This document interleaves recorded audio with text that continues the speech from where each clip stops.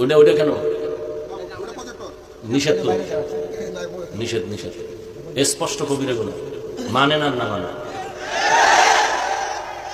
ওয়াজ মাহফিল হেদায়েতের উদ্দেশ্যে না, এই গুনাহগার হইতে হবে আপনাদের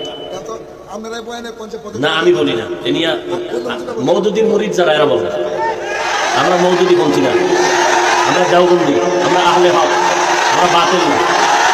মওদুদীর লাইনে যত বক্তা তারা এগুলোর পক্ষে বলে।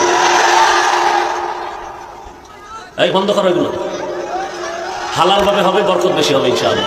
লেকচারের মাধ্যমে বক্তাগণের চেহারা দেখে মাহফিল দেখা এটা জায়েজ। সমস্যা কোথায়? সমস্যা হচ্ছে কোন নারী যদি কোনো বক্তার চেহারা দেখে অন্য কিছু ফিল করে, সে যদি তার প্রতি আসক্ত হয়, শুধু ওই মহিলার জন্য না জায়েজ। ওই মহিলা ভিডিও দেখতে পারবে না, ওই মহিলা অডিও শুনবে, ওই বক্তার অডিও আলোচনা শুনবে। বক্তার দিকে তাকিয়ে তাকিয়ে বক্তার কথা শুনতে শুনতে যদি বক্তার প্রেমে পড়ে যায়, তাহলে ঝামেলা আছে না নাই? ঝামেলা আছে, এটা যেন না হয়।